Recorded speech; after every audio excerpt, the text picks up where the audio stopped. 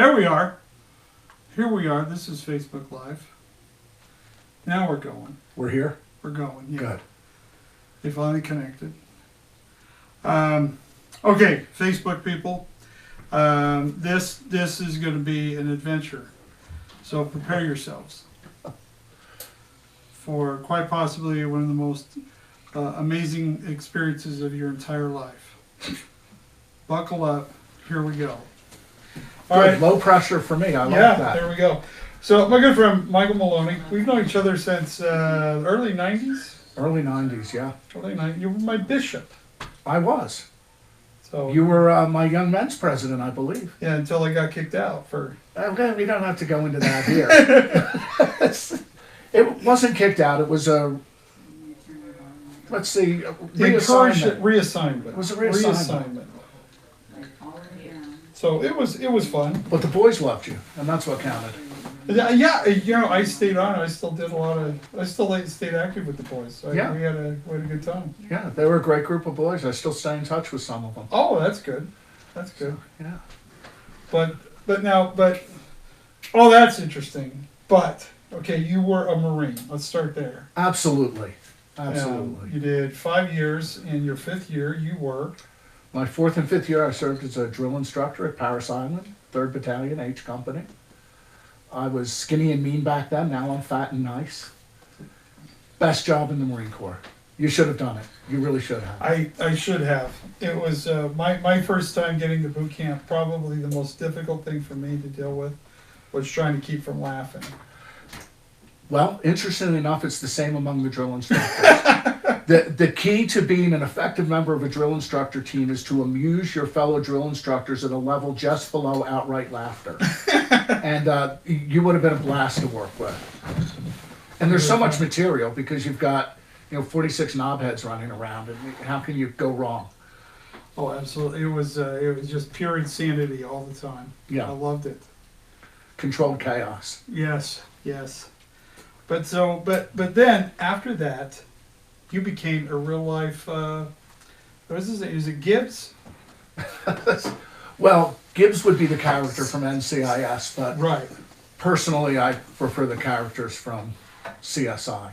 But yeah, I became a special agent with Naval Criminal Investigative Service. I wanted to stay around the Marine Corps, but this is a secret. I haven't told anyone this before. In NCIS, all I had to pass was the Navy PFT. And I could do that when I'm dead. So it allowed me to stay around the Marines. I got to keep working with them, and I only had to pass a Navy PFT. So That's nice. That's nice. It's even worse. Air Force. Have you ever heard of theirs? I what think does it require? I think a pulse. A pulse. Yeah. But they have the field expedient one where you just fog a mirror. Yes. If your breath will fog a mirror, you're good. Yes. But they do have weight standards. You have to have a weight. You do have to have some mass. Yeah. Be a carbon-based life form of some degree. I've met a couple pilots that I'm not sure that that's true necessarily. But some of them weren't carbon-based. They'd be ego-based. There we go. So Then they're always going to be heavy. Always got a lot of baggage. But so what's it like to be? I mean, how do you become an NCIS investigator? How do you get that job? that's a great question because I became one before anyone knew what we were. There was no TV show. There was no Gibbs out there. Nobody knew what we were. I remember I was flying once and I showed my credentials because we were federal agents. We flew armed, and someone saw the NIS, and it's like, we're NCIS at that time. It's like North Carolina Institute of Science. Yeah, close enough. Just let me on the plane. So I was teaching high school. I actually taught high school the year I got out of the Marine Corps. I was a high school wrestling coach and teaching biology. While I was waiting to get on with NCIS, it was pretty rigorous to get on. It took a couple of years. And at that time, you had to pass some pretty grueling interviews, and you had to have the right academic background, and you had to have the right mix of respect for the military, because it's very easy to become jaded. You work with for instance, when I was stationed with the Marine Corps, you've got to remember 99% of my time was spent with less than 1% of the Marines, which would be the true dirtbags. The ones that were just doing everything wrong. and it can become very easy to become jaded. So I think one of the things they were looking for back then is someone that had been in the military enough that they'd continue to respect the military and the mission and not start painting the military based on those daily interactions they had with the less than 1% of the less desirables. So I got on with NCIS. They send you to the Federal Law Enforcement Training Center in beautiful Glencoe, Georgia. Okay. Sounds fascinating. It is. You can always tell how desirable a location is based upon the subdevelopments, homes that are around it.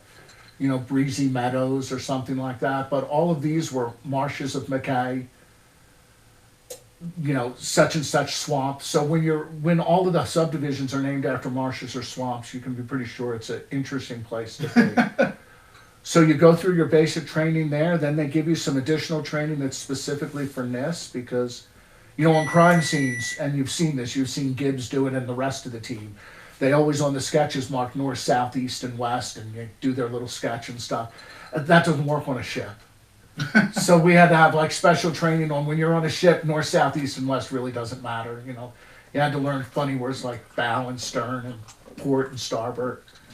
And I was able to remember that because left has the same number of letters. And when I was a Marine, they drilled into us what port and starboard were. Yes. So that gave me a real advantage over my fellow agents that didn't know their left from starboard. Fun. So what was your first case? I mean, did they just jump you right in? They really did. NCIS was great about that. You were given a senior agent that was kind of your mentor, and mine traveled a lot. He was a great guy. He actually ended up becoming one of the main assistant directors up in DC, just a phenomenal individual. And but no, they just start throwing you cases right away. And I worked some fascinating toolbox thefts because, you know, that was important, you know, people getting toolboxes stolen. Well, And they're expensive. they are. They're expensive. So I worked those. I was on a naval base at the time, so that was a bit of a culture shock for me. Moving from the Marine Corps side of the house to, I was at Yeah, I can see that. Naval Station Mayport, and they had a lot of ships. And one of my cases within the first 2 years was a sailor that stole the ship's bell. Stole the ship's bell. Yeah, he had a friend that helped him, and they got the bell off the quarterdeck and stuck it in a sea bag, and he took it home and he actually presented it to his parents and said he got it for being Sailor of the Year. And So I mean, that's pretty good size. Like, yeah, okay. yeah, they're pretty good size and they're heavy. Yeah. And They're brass, right? yeah, and they're serialized. You know, they're made for each ship, so they're engraved Yeah. and stuff, so you can find it. And I won't mention the ship's name because I'm sure there's a certain amount of embarrassment with losing your bell. But I got the kid and I called his dad. His dad was up in like Michigan or, you know, one of those states kind of in the middle of the country and up there some. Yeah. So I called him up and I said, you know, this is Special Agent Maloney with the Naval Criminal Investigative Service. I've been talking to your son for a while, and he told me that the ship's bell that he got, he didn't understand that was a rotational trophy. It wasn't just a single event trophy. So it really needs to come back. And he mentioned that you had it, and a horrible misunderstanding, but can we get that back? And he said, yeah. He goes, we've got it in the front yard. It's upside down. We're using it as a plant. You can't make this stuff up. You really can't. So I called a local police department that was up there. I explained what I was doing at the time, and I said, and I got a police officer that was a reservist of all things. He was a Navy reservist, and I explained to him what was going on, and he said, "You got to be kidding me!" I said, "The dad's cooperating right now. The son isn't out of the brig, so he's not talking to him yet. Can you get the bell back?"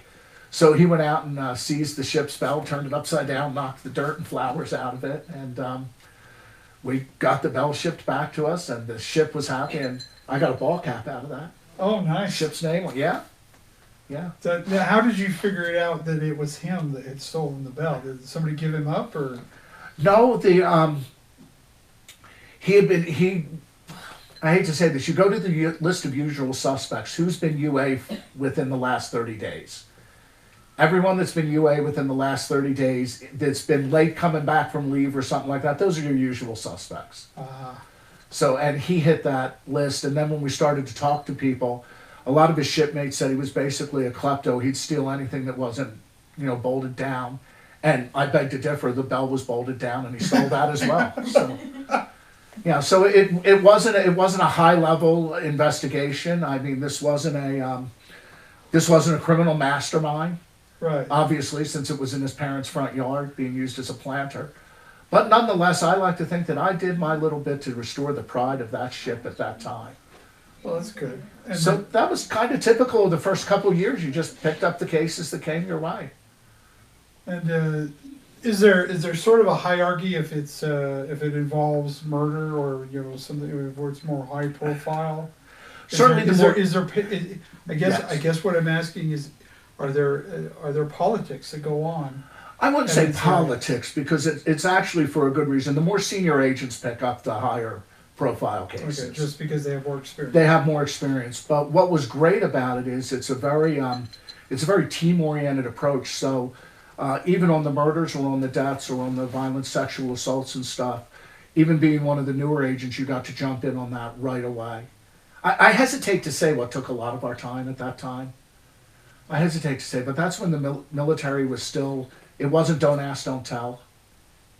And one of the bane of my existence as a junior agent was a case file this big of potential homosexuals. Oh, wow. It was horrible, and we all hated it. But you kind of proved your mettle because the only way you'd get someone was with a confession. So Right. it really honed your interrogation skills. You learned how to really interrogate someone and really get them to want to tell you the truth. And when you're doing that, you're basically a salesman that's selling jail, and they're buying it. And I remember some of the interrogation techniques I used at that time, and I feel bad about it. That's a whole episode in American history I wish I wasn't a part of. It was the great homosexual purges from the military and such back then. But yeah. You'd tell a guy, and you'd say, I know what's going on. Your friend told me that you two were this way. No, absolutely not. Well, I'm going to have to do some interviews to be sure. I'm going to have to go back to your high school. I'm going to have to find out who had the locker next to you in gym class. And I'm going to have to talk to them. And I'm going to have to talk to your PE instructor. And I'm just going to have to talk to a lot of people. And I know you're telling me that you're not this way, but a lot of people are going to perhaps believe that you are, so it might be better to just tell me now so that we can avoid all that. And you're a hometown hero now. You're off serving in the Navy, and you don't need this sort of thing. Then tell you the truth. Yeah. I could see how that would run. Yeah, and then you'd feel absolutely horrible afterwards because this. So when they came up with the don't ask, don't tell, what is it? Just kind of a relief? Yeah, really. Just sort of like, hey. It really was because it let us. I think a lot of us, and I don't want to make this political in a lot of ways, but a lot of us felt like the government spent a lot of money training us and picking us for the job, and for us to be used for basically a sexual purge. Which is just. Yeah, I felt kind of, it wasn't the Spanish Inquisition, but I think it's as close as I'd ever be. Yeah. So yeah, it was a real relief with Don't Ask, Don't Tell. And, then the key was just getting them not to tell. My gosh, they'd still tell. Everyone knows the policy. It's Don't Ask, Don't Tell. So don't tell. But they still would. And then instead of a case folder's this thick, you'd only have one this thick. So that was all right. Yeah. And frankly, if they couldn't follow Don't Ask, Don't Tell, they were probably too stupid to stay. Yeah, it was probably, it really wasn't a sexual thing. It was just, they probably aren't that bright. Well, I had no idea we'd be talking about that today. Neither did I. Neither did I. Well, now, what was your first real big involved case? I don't know, with a high profile case? Probably one of my first really big high profiles was a murder out of Norfolk, Virginia. And a sailor was found back in a field, kind of an overgrown field behind some public housing units. And I learned something valuable then. I thought I knew it all, and I didn't, because someone was searching for the makings of poke salad, and that's when they found the body. Oh, wow. So I didn't know what poke salad was at that time. But well, I only know it because of the Elvis Presley song. Exactly, and so now I know, and so he was found for that reason, but there were 2 sailors in jail for it, but they had a glitch in the trial. And the glitch was that a courthouse informant said, this guy confessed to me that he did it, and the problem is this guy was the one that was going to be the witness against the other guy. So it threw everything kind of into an uproar. So we needed to, so the locals released it and dropped it. But it was very well planned because we were then taking it up in earnest and we could investigate it from a different angle and we weren't tainted with this informant. And at that time I was working in our forensic unit. Great job. So my job was to, was a little more than CSI. We were kind of, no, actually it was kind of like CSI Las Vegas, which is not particularly realistic. But we were very much the complete on-scene and telephonic advisors to the agents that are working the case on what can we do physical evidence-wise out of this. And we got their car out of the impound lot, and I knew he had been murdered in the back seat of the car. That was the information we had. But they had scrubbed it with bleach compound, which was pretty clever. You know, so they destroyed every DNA, surface DNA. So we cut the covers off the seats, and then with an electric knife began thin slicing the cushion underneath. And we got about 6 layers deep, and you could begin to see the blood stains where it hadn't cleaned. So we were able to pull the DNA from that. I learned a very valuable lesson. I've been at this enough that I'm willing to tell stories on myself. I couldn't find the bullets. I looked all through this car. And this guy was shot about 6 times, and they were through and through. So the bullet came in, it came out, it's got to be somewhere. And we're checking the seat cushions, we're checking the door panels, everything. Can't find them anywhere. And this was, I think, probably July or August. And then finally I realized I'm working a cold case. This thing didn't happen in July or August. It happened in December. So went back and we pulled all of the victim's clothing out of the evidence locker, and the bullets were in his parka. So I destroyed this car. I cut the headline. I destroyed this car. And that's actually that. I destroyed another car on an interesting case as well, but I destroyed this car, and that's when I realized that the context is critical. So that before I just started looking at physical evidence, what's the context of the evidence? And the context of this evidence was December, not August. And made a difference, but we did end up, he was successfully prosecuted. I think he got 20-some years for it. And it was all over a tax refund check. The guy sitting in the back seat of the car was bragging about he got his tax refund check and he turned it to cash. Oh. And the 2 guys in the front of the car decided that they wanted that tax refund more than he did, and they just very cold-bloodedly shot him. The passenger in the car turned around and shot him while he was sitting in the back of the car. Oh, wow. And then dragged his body out, and then gave the gun to the one that hadn't shot him and said, "You're in this too, you shoot him as well." So there was almost a posthumous shot. We call it perimortem, right around the time of death, additional shot to his head, which was out in the field. So there was a fair amount of cold-bloodedness involved in it. And, you know, I don't get wrapped up in motives that much. But when someone shows that level of disregard, you've shot the guy in the car, you've now dragged him out into the polk salad fields. Yeah.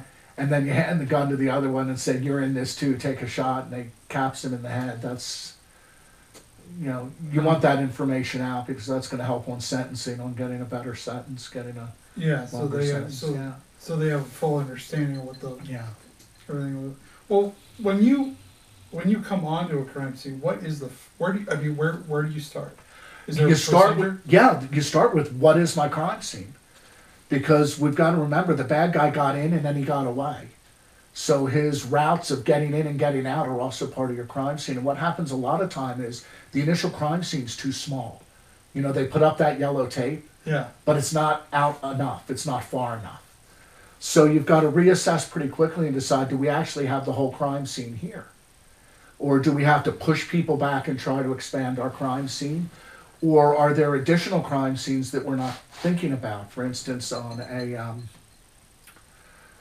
a stranger rapist, someone that's not a date-oriented sort of rape, not an acquaintance rape.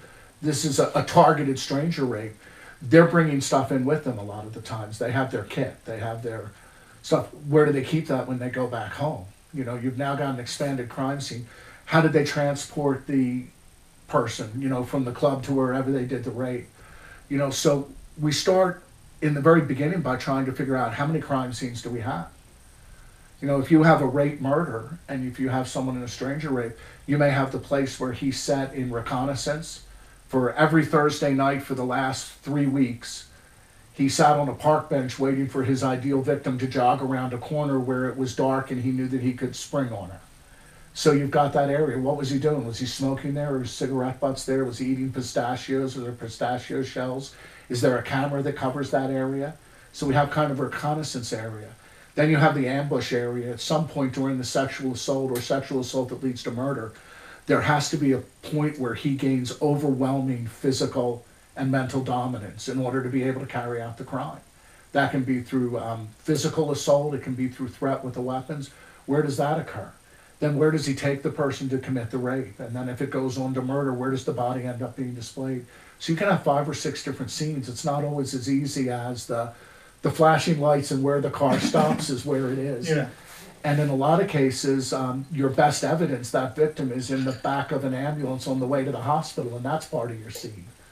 So the first part of it is just getting a hold of what am I dealing with? What do I know? We'll deal with what we don't know later.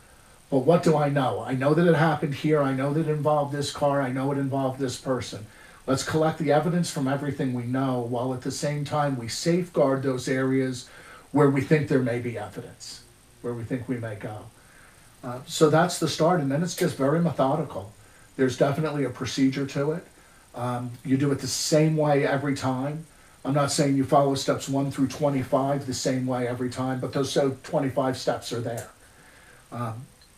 Each scene's a little different, so you approach it differently, but very methodically, you start with documentation, notes, photography, and sketching. You get everything done through photography, through notes. Every item of evidence is photographed from 3 different perspectives, one showing it within the context of the whole scene, one from, it's a mid-range shot, but it basically shows its spatial orientation in the scene. For instance, you know, if there were a hand grenade on the arm of my chair, I'd want the arm of the chair in that photo to show where that hand grenade was. And then the next one is a close-up of the hand grenade itself. So the photography part, unlike TV, often takes 2 to 3 hours just on that.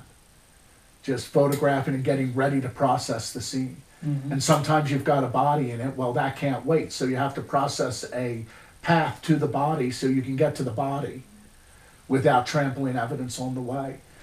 If you were to pick up your right foot right now and move it to the left a little bit, with the tools we have available, I could pick your footwear impression up off of this floor from where your foot was sitting. And it's made in dust. It's off the bottom of your shoes from when you walked on the carpet or somewhere else. We'd lay down a piece of metallicized black foil. We'd light that up with an electrostatic charge, and all that dust would stick to the black foil. We'd then turn that over, shine a light at it on an angle, and be looking at your footwear impression. And these things come out well enough we could see the brand of the shoe, Converse or whatever, right in it if it's stamped there. So we can't just walk into a scene. You know, we have to actually start out almost on our hands and knees with a flashlight shining at a low angle across the floor, clearing a way for us to get to our path if we think those footwear impressions or tire marks or whatever are going to be important. So it's what I used to like to say is on the Gibbs TV shows, on the NCIS TV show, anything they can do in 50 minutes, we can do in 9 months. So our typical scene for a type of scene like they would work on the TV show, our typical scene at a minimum would be 6 hours on that, just working the scene alone. Just that, and all you're doing is just gathering. Just gathering the evidence, placing it into context. We ask ourselves on each item of evidence, what is it, where is it, when is it, why is it? And that's how you get that contextual feel. For instance, if you're sitting at a table and we come back and unfortunately you're dead over the table and there's blood spatter all on the table and there's 3 or 4 water bottles there, I don't care about the water bottles that are there. The water bottle that interests me is the one that doesn't have your blood on it, but it's got blood underneath it. Because we ask ourselves the question, what is it? Well, it's a water bottle. Where is it? It's within the blood stain distribution pattern from your fatal wound. So what is it? Where is it? When is it? It's after the bloodletting event. It doesn't have blood on it, but it's got blood underneath it. So then why is it? Because someone put it there. And we have everyone saying that, you know, John Doe is the first one that found your body and no one was in the room. Well, someone was. And unless John Doe brought in that water bottle and put it down, then we've got someone that was in that room right after you were killed. So that becomes a priority item of evidence that we want to get off to the lab right away. We want to swab the top of the water bottle and also where the fingers might be for touch DNA. We're at the point with DNA right now where we don't have to see blood or anything else. The very fact that you touched it is enough to leave your residual DNA there, and we can swab that off. Epithelials. Yes, Is what they call that was great. What a great word. Your shed epithelial cells. I'm a big fan of NCIS and CIS. Yeah. Or CSI. So yeah, your shed epithelial cells, and we can pick those up. And I had a T-shirt, not a T-shirt. I had a sweatshirt once, and this was earlier in the days of DNA. And we had a Marine that had killed his wife, and then disposed of the body, and disposed of all the evidence in the landfill on base. And when we were pulling evidence from the landfill, we found a Marine Corps sweatshirt with a large saturation blood stain on the front and on the inside of the arms, just as you'd get if you were carrying a large bloody object. Well, we went to the armpits and the neck band, and we scraped out the shed epithelial cells, and then had those DNA tested. So we ended up with her blood on a sweatshirt, and the sweatshirt was worn by the husband. It was his shed epithelial cells on there. So that was just kind of cool. That was in the early days. How long, because, you know, on the TV show, it takes, you know, minutes. Not only minutes, but the minutes? picture that pops up, and they're wearing the same clothes that they're going to be wearing when you go arrest them. Have you ever noticed that? Yeah, absolutely. That's one of my favorites. At that time, we were waiting 6 to 8 months for DNA. Oh. We could rush it and get it within 90 days. Now, a lot of times, though, these people, they're sitting in jail, though, Yeah. during this time, right? And we're okay with that. Okay, right. Because for them to meet the threshold to sit in jail, there has to be enough evidence that a judge is pretty sure they've done that, a military judge Right, of the and then fact you're basically just crossing the T's and dotting the I's at that point.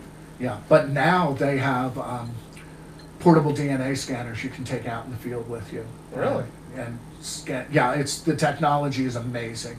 That's come down the pike, and it continues to increase. Fingerprints and stuff on dead bodies now. We're scanning them on the scene with a little electronic reader, and it's hitting the database, and we're figuring out if that person has ever been arrested or submitted their prints. We know who that body is pretty quickly. The technology is just astounding. When I started out, we needed a quarter-sized drop of undiluted blood to do DNA. Now, you just need to know they touched somewhere. It's amazing.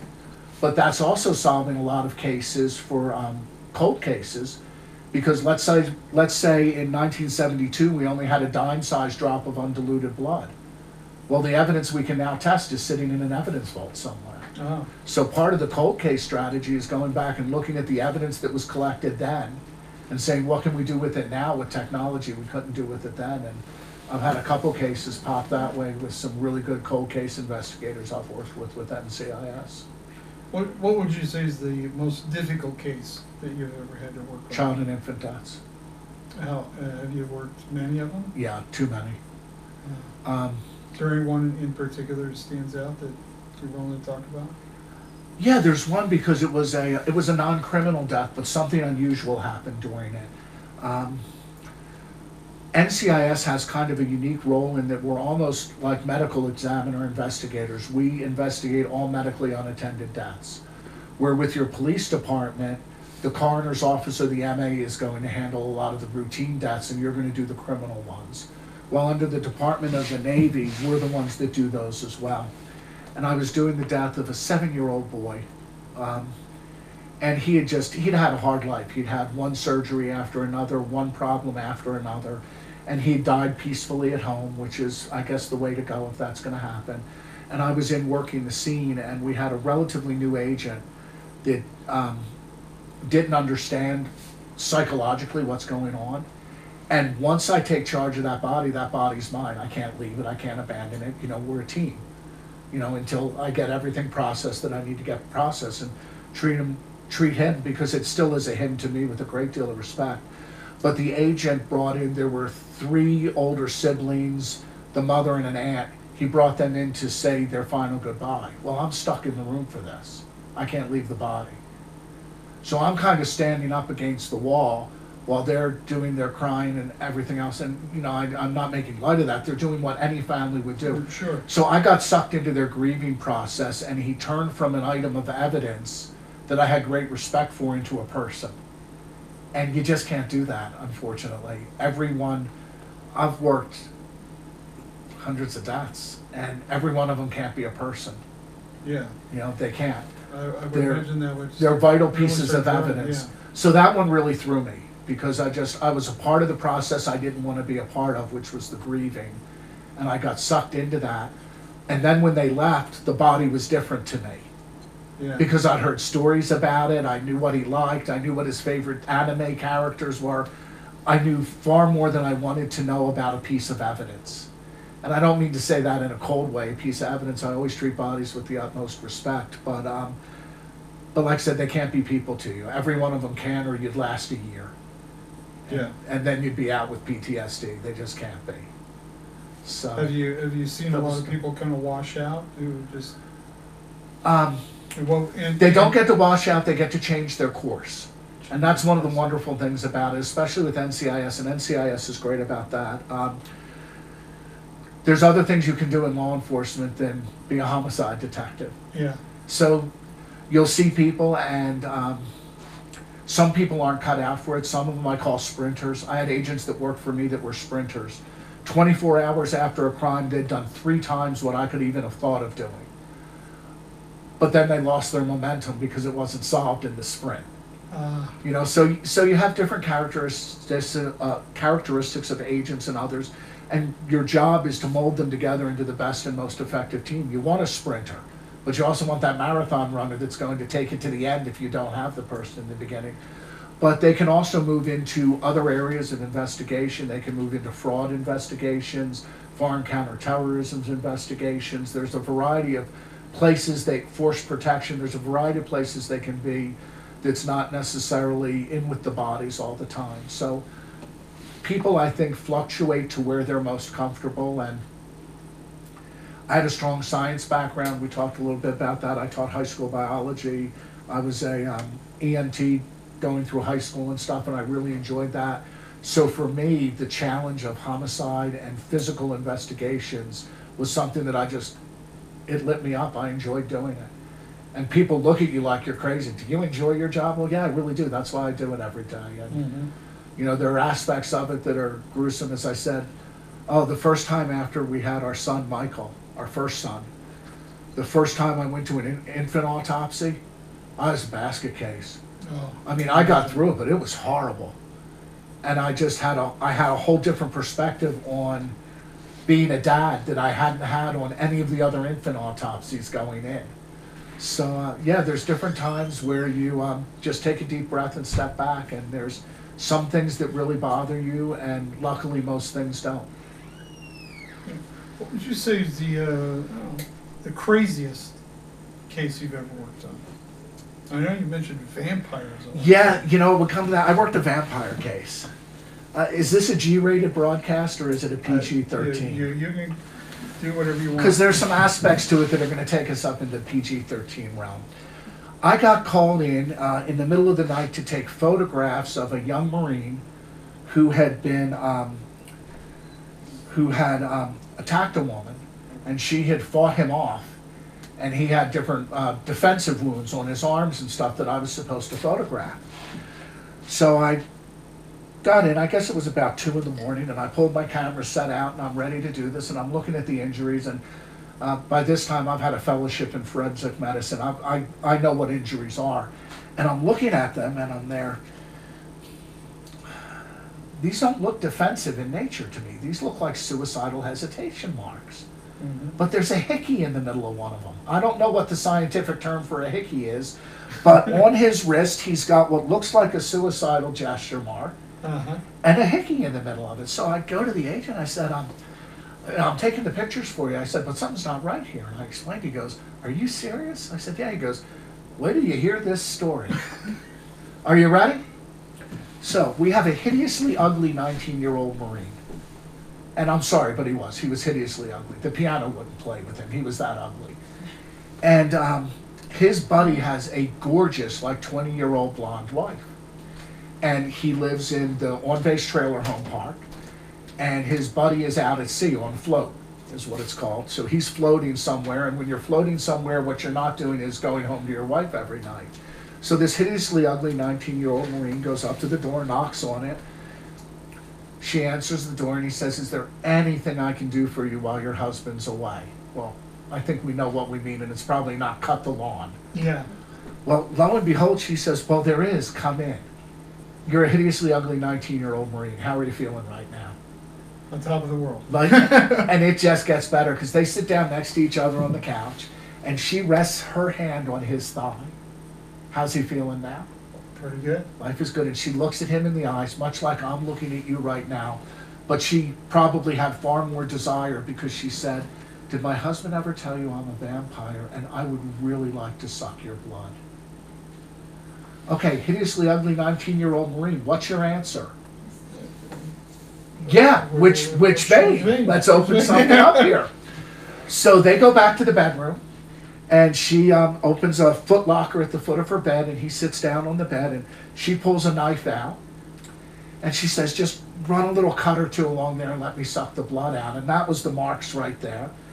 And she was doing the best she could, but he was not only hideously ugly, but probably timid. He should have cut deeper, and he didn't. So for her succubus ways, she was not getting the level of nutrients that she required. So he then moved up to the inside of the arm, and she still wasn't getting the nutrients required. She took a hunk and bite out of his bicep. And it's been covered by the t-shirt to now, but I've now moved the t-shirt up and I can see this bite in his bicep. At that point, he had almost had enough. So he suggested, after the bite to the bicep, and he was still okay with things and still sitting with her, he said, "I hope you've gotten the nutrients that you needed." I'm sure he didn't word it that way. He said, "I think it's time to return the favor now. Perhaps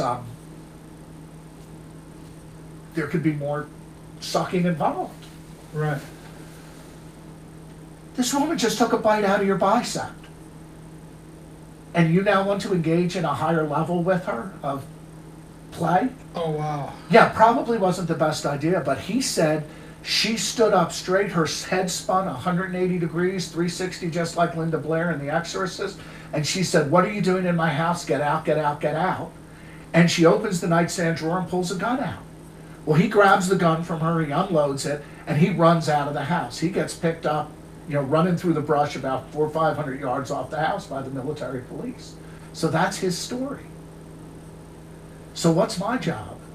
My job is to find out what the truth is. And right now, his story sounded pretty good from what I'm seeing. Yeah, yeah. So anyway, he said, "All I'm asking you guys to do is look in the foot locker at the foot of her bed." So we got a permissive search. We went back, we opened the foot locker, and I'm telling you, there's a stack of vampire magazines. On top of it is the best looking fangs that Spencer's Gift has to offer. Absolutely. I mean, we're talking premium fangs.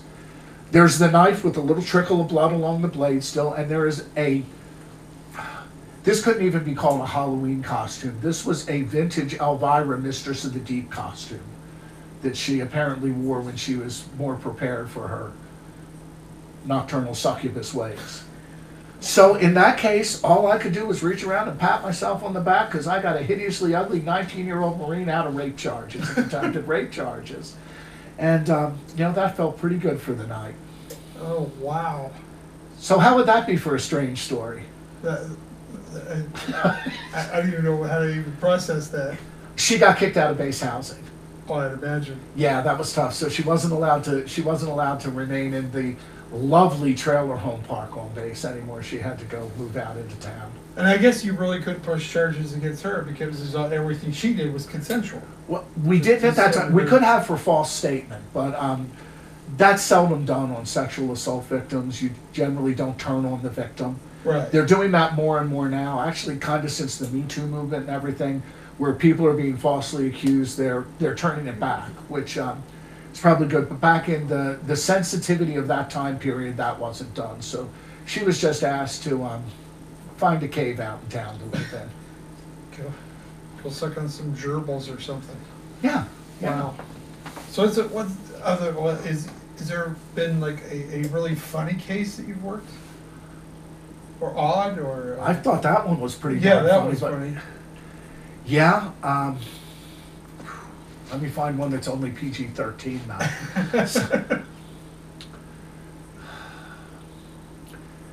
Oh, there's been so many. It's just the one that keeps coming to my mind is not PG-13 now. Oh, that's fine. Was living in Hawaii, working there. What a great place to work. If you're going to work death scenes, work them in paradise. Oh, yeah. And we had a sailor come middle of the morning to the master at arms shack and say, I killed my wife and my mother-in-law. You'll probably want to take me into custody and go back to my house. So they took him into custody and went back to the house. And sure enough, in the upstairs bathrooms, there were 2 bathrooms. The wife was in one bathtub, the water running over, the mother-in-law in the other one. And they had the water running over because he was getting rid of forensic evidence. And see, so already I'm excited. This is kind of cool. So we're doing the investigation. What basically happened was, I shouldn't have told this one. Okay. He married a woman that used to collect revenue for doing what she did for him once they were married. That used to be her employee. And she lived overseas, and he had met her while he was at a port of call. And it was his true love. And Of course, they always are. he brought her back to live with him in Hawaii. And a couple of months later, what a blessing, the 2 kids arrived. Not twins, she let him know that she had children and they were coming to live with them as well. Okay. And the mother-in-law would come over to take care of the kids. Which is very common in certain... Yes, so there he is, and certain cultures. she was an attractive woman. She obviously had been fairly successful in her career, successful enough she snagged a sailor and got to the U.S. So things were going well for her. Yeah. And she would punish him if the house wasn't cleaned right or the kids weren't taken care of. And what she would do is, have you ever seen these police officers or military people that have the bulletin board with patches from all the different units they were in? Yeah. Yeah, she kept a patch board in the bedroom from all the different units where she would have relations with men as punishment for him not doing his jobs around the house. Oh, wow. Yeah, you know, you're not really feeling deeply for this victim. I can see that. On the surface, there's not a lot of empathy. Right. Well, she had come home, and it was apparently a 2-patch night, and he had had enough of this, so he began to beat her with a frying pan. Which, oh, wow. And it was one of those really nice cast iron ones, which apparently makes a sound much like a gong and is loud enough that it woke up the mother-in-law. She came down and in an attempt to defend her daughter, took one of the steak knives out of the steak knife blocks and decided to go after him. Well, he quickly disarmed her and steak knifed her to death, and then went back to ringing his wife's bell with the frying pan. Well, when the 2 of them were dead, he dragged them up the stairs, put them in the bathtubs, cleaned up the house as best he could, and then woke the kids up, gave them fish sticks for breakfast, and they watched SpongeBob SquarePants, and he said, don't disturb your mom or Nana. They're up in the bathrooms, they've had a long night. Yeah, Wow. just kind of amazing, huh? We haven't gotten to the fun part of the story yet. Oh, it gets better. Yeah, so I'm working the scene, and I'm up in the bathroom with the wife, and I noticed that her undergarments are discarded in the corner, which is an unusual thing to have happen during something like this. So I called out to the agent that was doing the interrogations or the interviews, and I said, ask about this. There's something, you know, something odd, and I know it's odd. Well, he called me back and he said, oh, they fell off when he was dragging her up the stairs, and he just tossed them there. I said, nah. He dragged her up by the heels. I can tell because I got a bloody thunk, thunk, thunk on the steps every time her head hit it. And that gives you a dynamite wedgie, it doesn't roll them off. So go back and ask again. Ask when he had sex with her. Was she alive or was she dead? So he asked. Wow. And that was my first necrophilia case. He had actually had sex with his dead wife.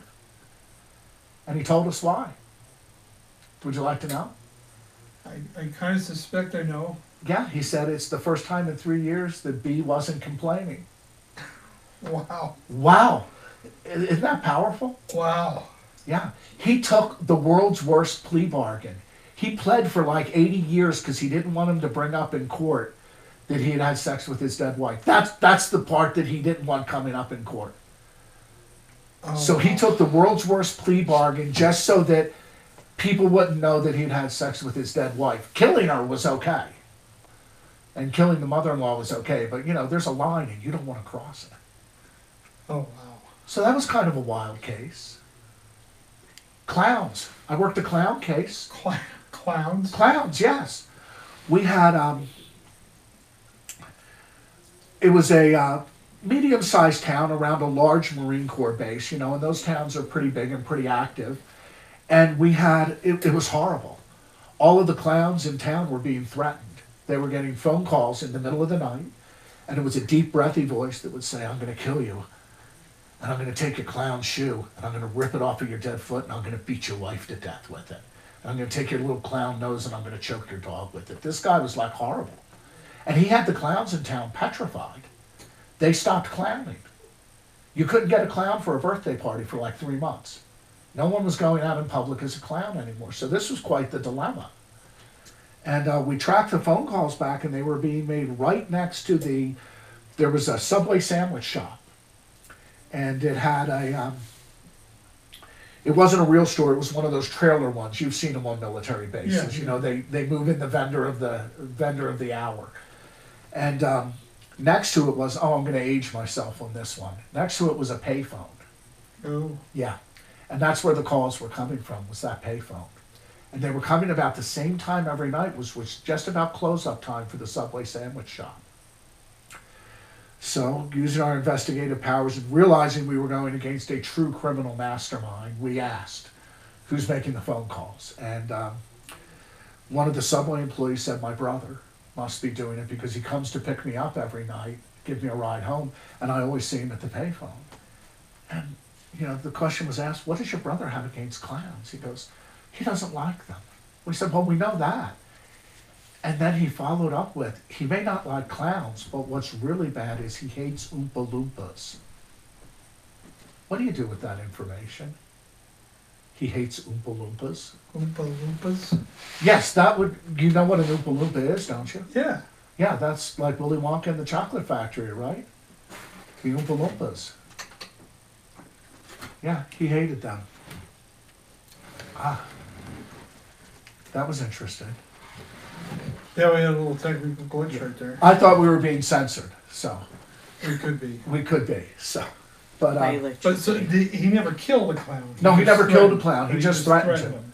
But I mean, when you have clowns that are cowering in terror, do you really have a community? No, you don't. Well, don't. some would say he was doing the community a service.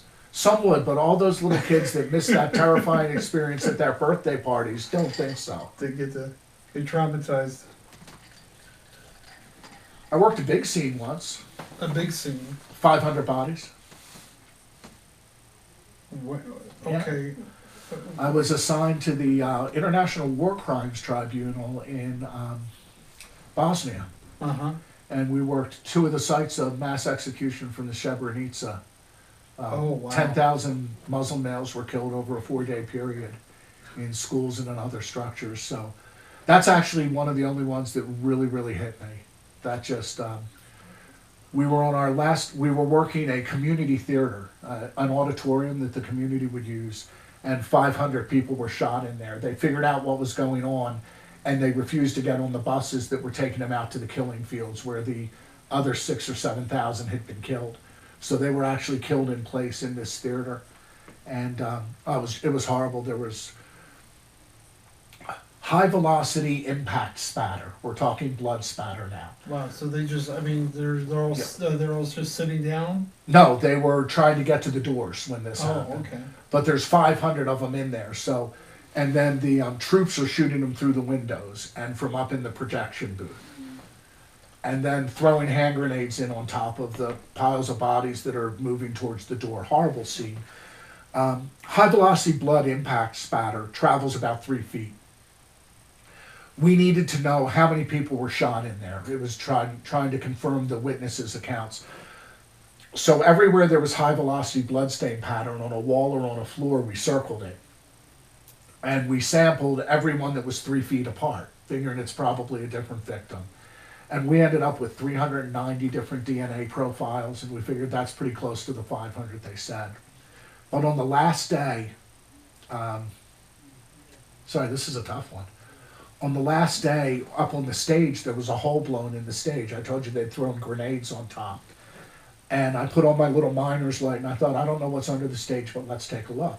So I went down under the stage, and then another agent went down there with me. And they'd taken all their identity papers and shoved them between the boards of the stage so that someone would know who died there. So when you look up at the ceiling of this, when you look up at the bottom of the floor of the stage, because you're under it now, there's like all these messages in a bottle just sticking through the wood. And then there's the blood has dripped so much from the stage, it's like stalactites. It's just congealed in stalactites coming off of these beams under the stage. And we actually found where one person had been hunted down and killed there as well. So someone escaped under, and that's one that bothered me. I've been claustrophobic since then. Don't try to stick me in an MRI tube. Oh, I can imagine. So yeah, that's probably one of the few cases that bothered me, and that was just, I was okay till we went under the stage, and well, I see a common theme. Once again, they became people instead of items of evidence. It became very real. Yeah. Was there, what would you say is the most satisfying case you've ever worked? One that you just, when it was over, you were just glad that you caught this person. It's actually the opposite. I'm glad I got the person off. How's that for a twist? Even better. That's Haditha, Iraq. We had a fire team of Marines in Haditha, Iraq that were accused of executing 5 Muslim males at the side of the road, lining them up and shooting them in the back of the heads, and then moving on and killing a total of 14 civilians. And I went out to Iraq for that. I took a team with me, and we split up the scenes and we worked them there. We developed a new method of working because we were told we had about 20 minutes till a sniper response would come in. Oh, wow. So it was actually, there were some pretty humorous Marine Corps flashbacks during that one, because now I was the fat civilian contractor. And it's funny because they kept telling us, don't worry, you're going to be really well protected. The Marines will look out for you. And I'm there. I'm a fat civilian contractor to these guys. They're looking out for each other. Yeah. So I'm the least of their concerns. I'm the least of their concerns, but thanks. So actually it was strange because the team I went out there was handpicked, and all 3 of us were former Marines. So one was embassy, I had done the DI duty, and the other one was an office boat that was of no value. But other than that, it was a good trip. So these Marines got accused of that, and we spent the next 18 months going over every photograph and everything else and every bit, and we were able to show that the Marines did not execute the 4 people at the side of the road, and the Marines that were being accused hadn't done what they said they had been accused of. So it was a very, very political, Murtha had already come out and called them murderers. It had been compared to the My Lai of the My Lai incident, for those of your viewers that are old enough to remember the Vietnam War. Mm-hmm. The My Lai of this, there were Time magazine covers. So it was very unpopular to be finding evidence that did not reach the same conclusion that these were horrible Marines that had killed a bunch of civilians. So there was a lot of pressure from my own agency, because at the lower levels of the agency it wasn't a problem, but the upper levels of our agency, just by the nature of being a large government agency, are intertwined with the Marine Corps and the Navy at the secretary level and, immediately below. And here they're working the investigation the Marine Corps has already determined is going to be the worst thing since My Lai. And they've got us coming up with, well, wait, it didn't happen that way. Your narrative is wrong. Oh.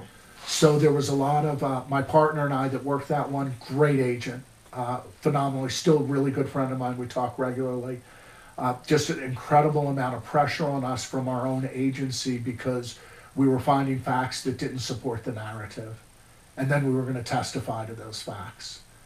But yeah, proudest moment of my life is out of the 4 Marines, 3 of them were not found guilty of any culpable in any criminal charges, and the other one was found guilty of giving an unlawful order. That was it. Because he had said shoot first, ask questions later. They had been ambushed, and it was a coordinated ambush. They were driving down the road. Their second Humvee got completely taken out, 1 dead, 1 severely injured. Then they began to receive small arms fire from a house, and it was their response to that that led to the death of the civilians.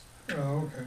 But when you're a terrorist and you choose to hide in the living room with your family after shooting at the Marines, I think you've invited a certain amount of culpability. Yeah, exactly. But we were able to show that the Marines weren't the heinous killers that they were being made out to be, Right. just bloodthirsty moving from one house to another. We were able to show tactically what had happened. We were able to reconstruct the bullet defects in the house to show who shot from where. And the fact that they were under fire at the time, they weren't just going in and rounding up civilians, that there were people hiding in a room that were then returning fire at them. So it was longest 18 months of my career spent every day there. There were horrible things that happened there. I'm not saying that everything that happened there was legitimate, but you've got to charge the right people with the right crimes. Right. And they didn't. Well, now how do you balance this? Because I know you're a very spiritual person. You're a good family man. How do you balance working in such just a dire situation over and over again? How do you separate? How do you compartmentalize all this? Well, it's funny. I actually I say a prayer before I pick up every case, and the prayer I say probably isn't what you would think. I pray that I don't do anything that sends an innocent person to jail. That is my biggest fear. That's been my biggest fear for 25, 30 years of doing this. I don't want to be so zealous in what I'm doing that I draw a conclusion that sends someone that didn't do it to jail. To my knowledge, I haven't done that, so I thank Heavenly Father for that. I think that's a just prayer. Yeah. I think that we get all the bad guys and throw them in jail and throw away the key. I don't think that's a just prayer because he's going to get them if we don't. You know, they're going to pass another bar of judgment that's far greater than the one that I can be a part of. Working with all of the dead, even the children and the things like that, we bring closure to families. We had a young Marine Corps wife, and she was killed, and she was dumped way out in the woods. It was next to impossible to find her, and she'd been missing for months. And what's going through that family's mind? Her car was recovered. It was blood saturated on the floor of the car. It's obvious something horrible had happened. You know, they're scouring every hospital and everything like that. Do I bring them good news when I say we've recovered her body? Yeah, in a way we do, because at least there's closure to that. And that's probably the biggest way that I've looked at it and that I've survived through it is don't get personally involved in their stories because that's just too much. But you're bringing them closure. You're giving them, it's a horrible end to the book, but at least they can put the book down. So now, are you still active with NCIS? No, I've been retired for quite a while. I'm now working privately. So I do consultations on death investigations. I teach seminars. So I do death investigation seminars, reconstruction seminars. I do those to law enforcement community. I've also done it to another unique audience. I did it to mystery writers. I held a 2-day seminar for mystery writers because I got tired of reading books that were garbage. So we spent 2 days, and I let them submit anything they wanted to talk about. You know, they could submit their plot lines, and I'd tell them, no, you can't do it that way, or whatever. So, but that was just really a blast. I would find that fascinating, just because I've read stuff and just sat there and thought, this is so ridiculous, there's no way Yeah. this is even possible. And now I've gotten involved with school teachers that teach forensic science because most of them have no experience in forensic science, but it's the hot new program in high schools. Oh, really? So I invite them to my seminars. We do it at a cost rate only for them because they're school teachers. Yeah. And it gives them 2 days to see how it really works, not in a classroom. And I've actually had one down from Houston, Texas, great gal, Miss Bennington. She just phenomenal. She's come out on 3 scenes with me on her time off. Actual Actual school teacher scenes. has gone on real scenes. On scenes. She's asked me if she could, and she got very high recommendations from some of the law enforcement instructors that I respect that had taught her. And her name's Carol, and she's just absolutely great. Matter of fact, about 2 months ago, I had her on the scene of what looked like it was a fall from a height death. And she came out and helped run through all the physics with us so that she can understand why physics is, so she can let her students understand why physics is important. Because we're actually proud, you always see those little memes and other things. I sure wish that I've learned how to do taxes in high school because that comes in handy now. I just get hit with, Yeah. sine and cosine season or whatever. Well, I'm actually probably in one of the few fields that uses sine, cosine, and tangent on a regular basis. So we can tell these kids what you're learning in math class does make a difference. Right.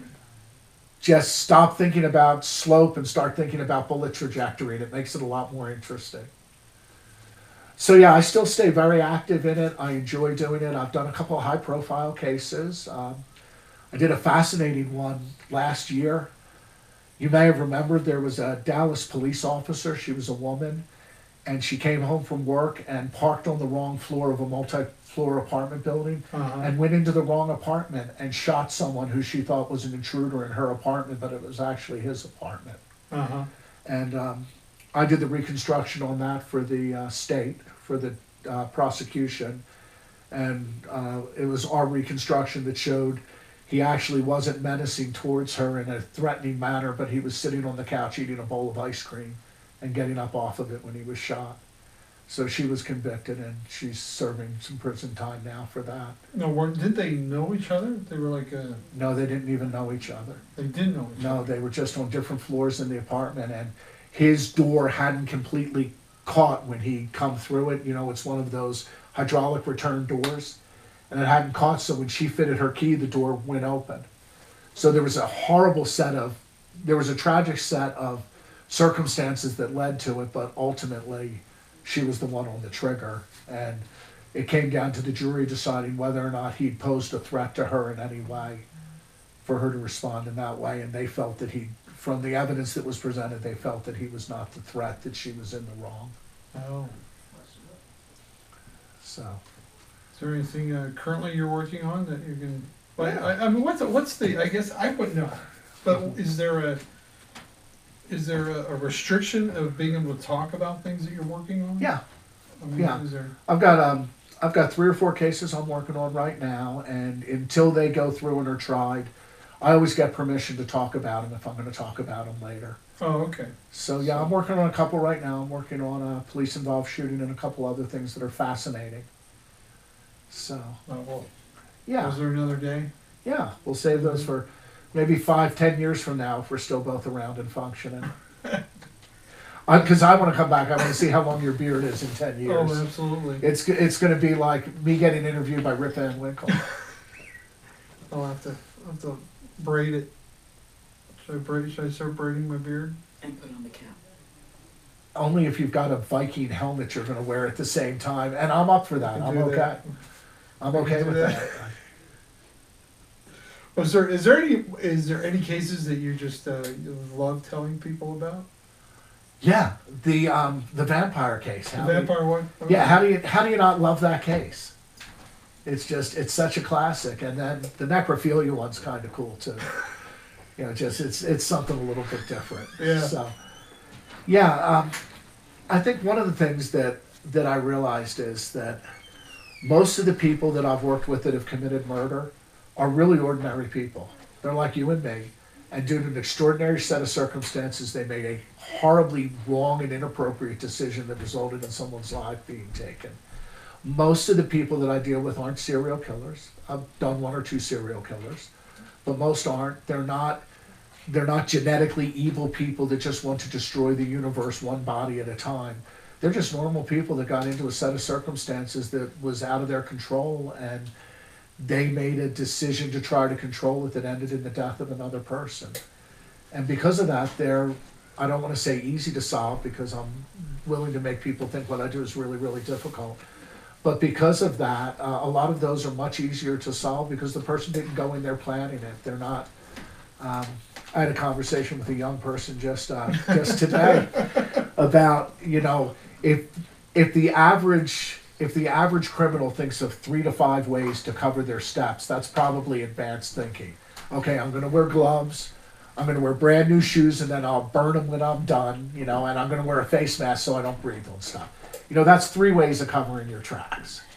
I only have to come up with the 4th, the one they didn't think of. Yeah. And, you know, if they're a mastermind criminal and come up with 27, I only have to find the 28th. So really, I hate to say it, but the deck's stacked against them. Because no matter how many things they think of, I don't have to even worry about the 27 great things they did to conceal the crime. I just have to find the 28th or 29th that they didn't think of. Uh-huh. So it's a lot like putting a jigsaw puzzle together without the picture. Mm-hmm. And what do? You start with edges and corners, right? Right. And we do the same thing. We find an anchor point in the case. What's a known? I know this had to happen then. And then we look at the other items of evidence and say, did they occur before or after, and how are they related?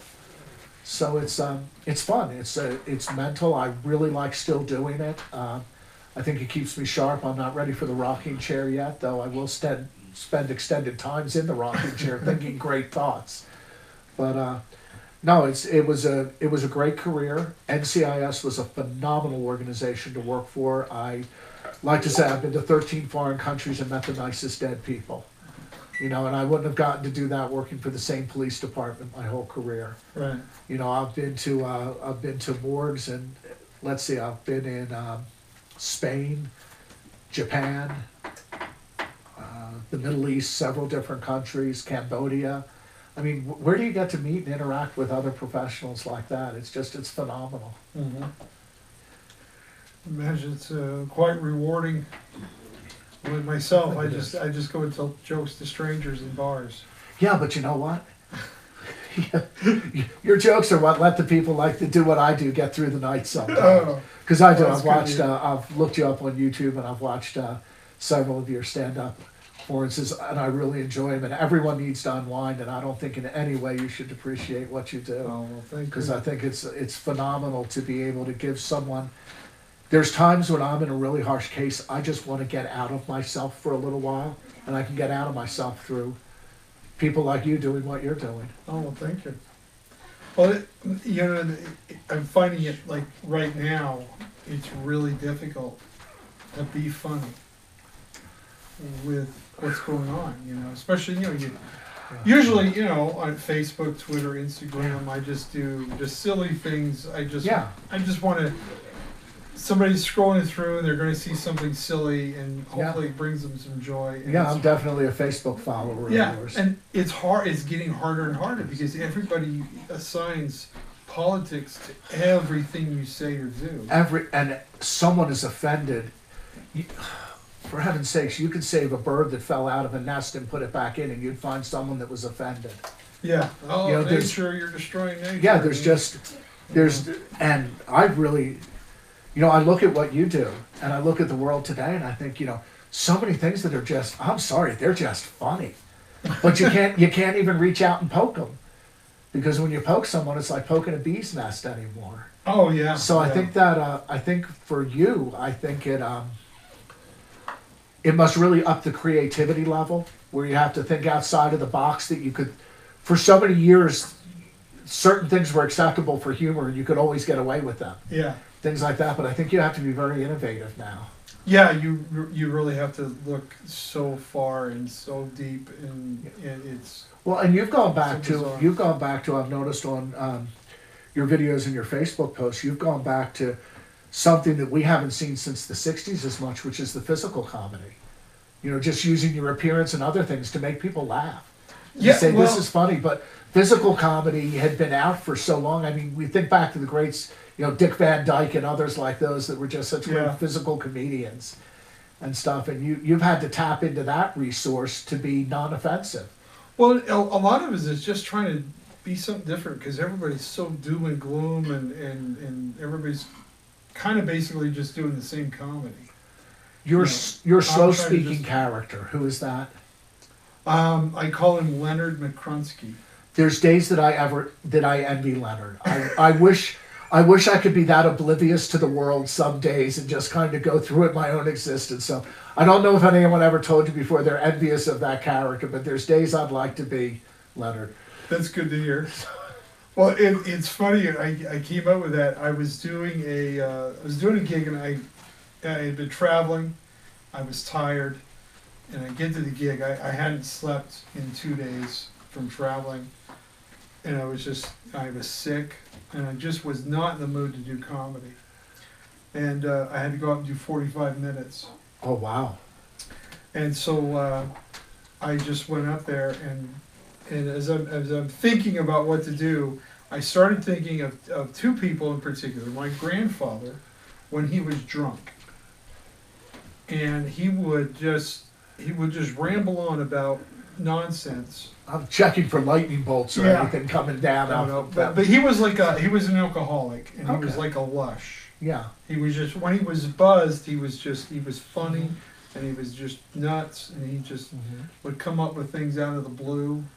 And then also, I've always been a fan of Foster Brooks. Do you remember Foster Brooks? He was an old guy, and he would get up, he would do all those roast shows, you know. Oh yeah. Sammy Davis Jr. Yeah. and Don Rickles and all those guys. And Foster Brooks was just this drunk. He was just Yeah. this drunk guy, and he was hilarious. And so, kind of had in mind those two characters. Now we're going to Those two change the people. hats a little bit. So how do you do that convincingly as with your religious faith? How do you play well, a it's convincing not- drunk? It's Because you do it well. Well, part of it was just the fact that I grew up. My grandfather, you know, all my childhood. Whenever I was with my grandfather, he was drunk. Was it a challenge so- for you as a comedian to decide, despite my faith and other things, I'm going to get up there and entertain with a lush? Yeah, well, it's part of that. You know, a lot of people that you run into drunks. Of course, being in the Marine Corps, I was around a lot of drunks. Yeah. And one high of the functioning ones. high functioning. They were yes. amazing. Oh yeah. I had someone tell me what's the anabuse, you know, the pills you would take that some people were ordered to take every day so they couldn't stomach alcohol. Uh-huh. He said the key is the first 90 days. You throw up, but after that you can drink with it without a problem. I mean, we had those high functionings. I knew some of those guys. But it was just always amazed me how people could be completely drunk, but think that they were completely in control. Yeah. And it's that kind of thing where it just and it's like an overconfident. Like they've got all the answers to everything. To everything, yeah. Right? And then when I started doing the video, well, I went up and I did them, you know, at this show. Where I go walking up on stage and I didn't say anything for the first 5 minutes, and the place is just falling apart. I told a friend of mine you were the king of the pregnant pause. That nobody works a pregnant pause to the extent that you do, and you do it brilliantly. And I'm a respecter of the pregnant pause because we use that in interrogations. The person who speaks first loses.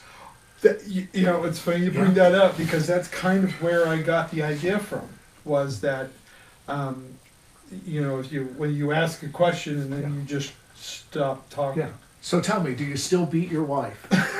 And then you just sit back, and sooner or later they're going to have to say something. Yeah, because they have to, and so I started.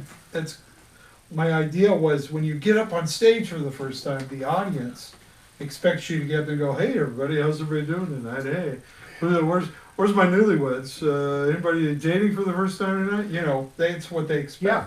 They don't expect this guy to just go up there. Well, you look like you wandered in and don't even belong, and suddenly there's a microphone there, and yeah, you're willing to touch it, and Yeah. You look like you're just came in off the street. Yeah, and that's my Yeah. goal is to make the audience think that I am not a comedian, that they're just this weird guy. What's going on? Yeah, you And do that well. And it instills this kind of this confusion. So is it a compliment for me to tell you can convince people that you're not a comedian very well? Absolutely. Okay. That's a goal.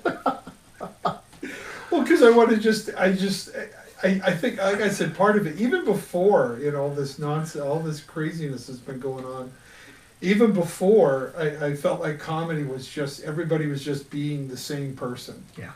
Everybody's trying to be mean and edgy.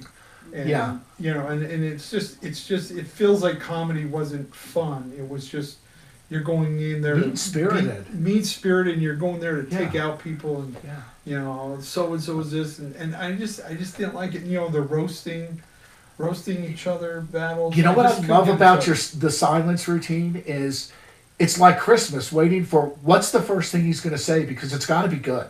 So that's a lot of pressure so on the you. anticipation of the first Yeah, the present, anticipation of when he finally decides to speak, what in the world is he going to say? Because it better be a riot.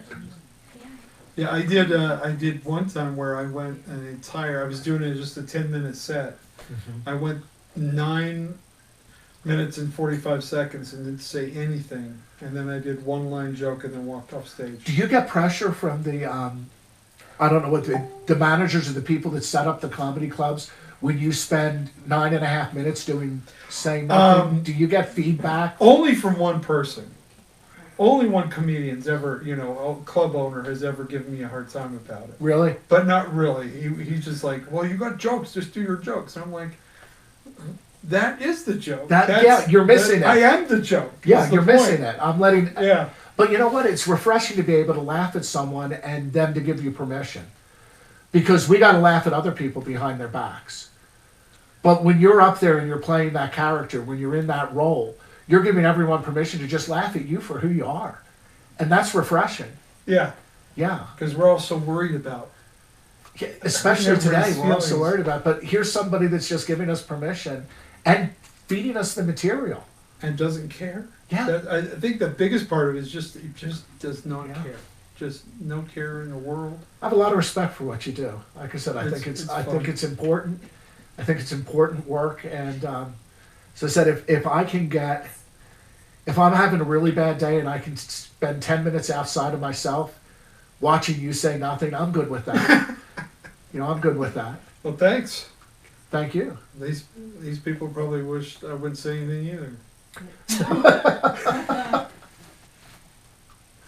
Well, you didn't know you were going to interview such an introvert, did you? I didn't.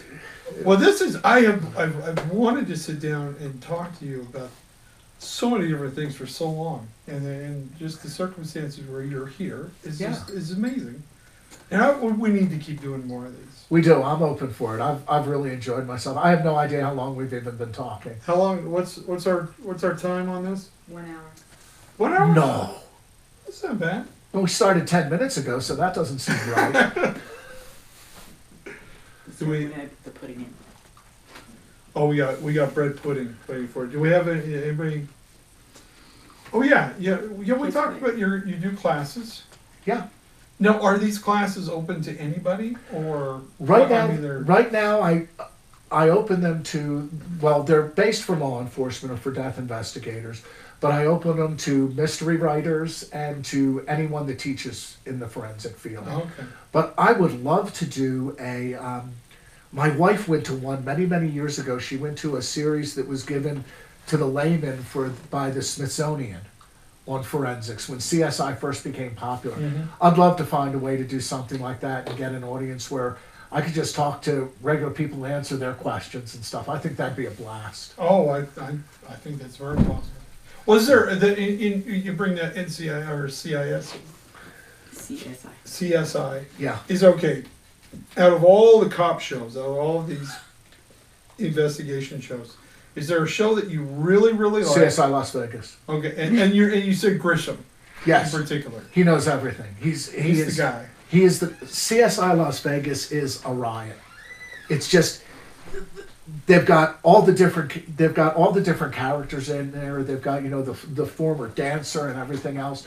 But the science is so good, and they were really true to it, and they didn't go into these outlandish plots and storylines. They kept it true, and Grissom knows everything. Then you get the spin-off series, and you've got CSI Miami. Yeah.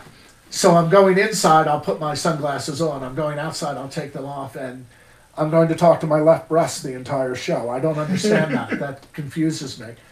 And then CSI New York. You might have been able to tell, I've lost a lot of my accent, but I grew up in New Jersey, God's country, the Garden State. And there's just no compelling death in New York on any single day that I care enough about to watch the show. And sorry, and any future fans from New York, my apologies. Not that I don't feel that way, but that you're from New York. You know, it's just, I don't know what else to say about it. It's, you know, Jersey, we've got the shores, we've got everything we need. There's not a need for New York. So yeah, I really like that show. One of the ones that was hardest for me to watch, particularly in the beginning, was NCIS. Really? Why is that? The very first episode, we like hijacked Air Force One, we kicked the Secret Service off it, and we stole a body or something. And I'm just thinking, can't you get a little realistic? Well, I mean, we've been talking here today, and we do some really cool things at NCIS. We got some great cases and stuff like that. You know, so why are we doing this Air Force One thing and everything else? But like any series, it settled down and it settled in nicely. In this case, I really preferred one of the spin-offs as well. I really liked the whole one set in New Orleans. Oh, and I had a really good friend that was, I had a really good friend, Dwayne Swear, that was just a phenomenal agent. He was their technical advisor. And he passed away here about a year or so ago, and just a great man. But he brought that show to life because with his technical advising, they truly interacted like agents in offices that I've been in. So really? So yeah. So it's more close. That's what it's more like. That's what it was to me. And you could see that he was bringing different people he'd worked with in his career alive through that show. Oh, and that was pretty cool.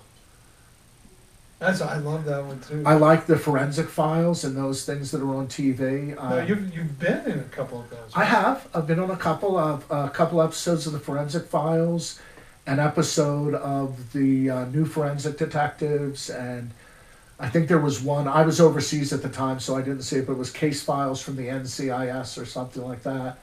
And then when I talked to you about the Haditha and what had happened there, that was made into a documentary, very, very powerful one. It featured at Sundance. It got a very good reception, but no one ever picked it up. And I think people were just tired of the Iraq War. Yeah, I think and it was a powerful and beautifully done documentary. And it never got an audience, and that's a shame. So is there any last parting words you want to share with the audience out there? No, I just think that, don't do bad things because you'll get caught because you're not nearly as clever as you think you are. We always used to have the saying, never underestimate the stupidity of our clients. You know, I've had them where their wallet's fallen out of their pocket as they climbed over the fence in the backyard. You know, it's amazing what people do. So don't do bad things. How's that? That could be advice for our kids, too. Yeah, that sounds good. Don't do bad things, you'll get in trouble. All right. Well, we will do this more, my friend. Absolutely. It's been an honor and a pleasure. People out there, check out my friend, Maloney. And you're living in Kansas City. MaloneyForensics.net if you're looking on the internet. Not that that's a selfless promotion, but MaloneyForensics.net. You got it? What are you doing? Our technical advisor over here is writing something to us. Oh, yes, we're going to do a Patreon channel. Yeah, you're going to help me get that up and running. Yes, and so we can go into... I have no idea what that is yet, but I'm really excited about it. Well, basically, what would allow you to do is do all your courses and your training.